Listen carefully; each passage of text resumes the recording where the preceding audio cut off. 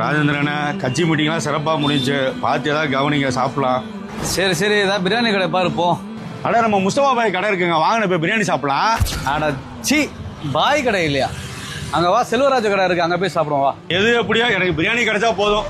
வாங்க சார் உள்ள இடம் இருக்கு வாங்க. பாலாஜி கஸ்டமர்லாம் வெயிட் பண்றாங்க பாரு, சீக்கிரம் பிரியாணி எடுத்துட்டு போய் ஆர்டர் பார்த்துட்டு வேற என்ன வேணும் கேளு.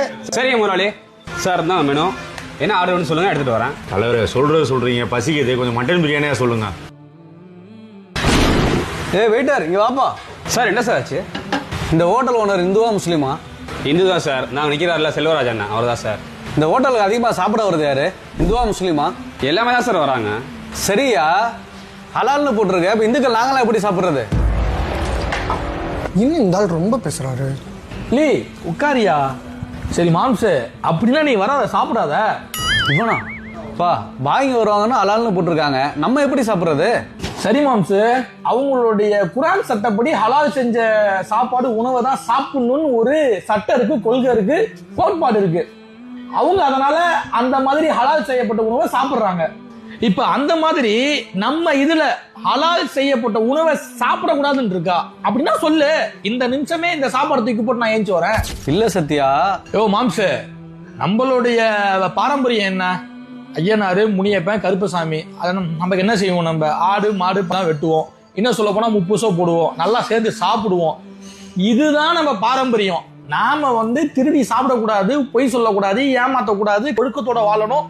அப்படி இல்லைன்னா நம்ம சாமிலாம் நம்ம கண்ணை குத்திரும் அப்படிங்கிறது நம்ம நம்பிக்கை. இப்ப உன் பேச்சு கூடயே சொல்லுவோம், நம்ம ஐயனாரு, கருப்பன், முனியப்பன் எங்கேயாவது ஹலால் செய்யப்பட்ட உணவை திங்க கூடாதுன்னு சொல்லியிருக்காங்களா? இல்ல நாம அதை என்னைக்காவது நம்மளுடைய பாரம்பரிய பழக்க வழக்கமா இதுக்கு முன்னாடி நாம ஃபாலோ பண்ணிருக்கோமா? அப்படின்னா சொல்லு. அது சாமிக்காகப்பா. அம்சா, அதை தான் நான் கேட்கிறேன், எந்த சாமி நம்ம சாமி சொல்லியிருக்கு? அப்ப இதெல்லாம் நீ சாமிக்காக பண்ணல, ஒரு மத கலவரத்துக்காக தானே நீ பண்ற. யோ சித்தப்பு, இதெல்லாம் உன் வேலை தானா? சும்மாவே இருக்க மாட்டேன் நீ. இந்த மாதிரி முஸ்லீம் கடையிலலாம் ஜாமான் வாங்காதீங்கன்னு சொல்லிட்டு நோட்டீஸ் கொடுக்க வேண்டியது, இப்ப இங்க ஹலால் செய்யப்பட்ட உணவுலாம் எங்களுக்கு வேணாங்கன்னு சொல்லிட்டு வம்புழுக்க வேண்டியது. யோ திருந்தியா நீ? அண்ணே, அது மட்டும் இல்லாம ஹலால்னா ஏதோ ஒரு சடங்குன்னு நினைச்சுக்காதீங்க. இந்த உலகத்துல படைக்கப்பட்ட உயிரினங்கள் உணவுக்காக ஆடு மாடு கோழி ஒட்டகத்தை நம்ம இறைவனோட அனுமதியோட கொண்டு உணவுக்காக அறுக்கிறது தான் ஹலால் முறை. அப்ப நாங்க பெருசா எதுவும் பூஜை புனஸ்காரம்லாம் பண்ண மாட்டோம்.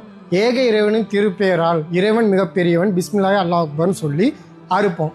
இன்னும் ஒரு பிராணியை நாம உணவுக்காக அறுக்கும் போது கூர்மையான கத்தியை கொண்டு அறுக்கணும். அதோட கழுத்து பகுதியில் மூளைக்கு போகக்கூடிய நரம்பை கட் பண்ணணும். ஸோ அது மூலமாக அது வலி உணர்வை குறைக்கும். அது மூலமாக அது உடம்புல உள்ள ரத்தங்கள்லாம் வெளியேற்றின பிறகு அது உணவுக்காக சமைச்சு உண்ணுவோம். ஸோ இப்படி சாப்பிட்ற மூலமாக நம்ம நோய்கள்ல இருந்து தப்பிக்கப்படலாம். அது மட்டும் இல்லாமல் அந்த மிருகமும் பெரிய வலி இல்லாமல் உணவுக்காக மரணிக்கும். இதுதான் ஹலால் முறை.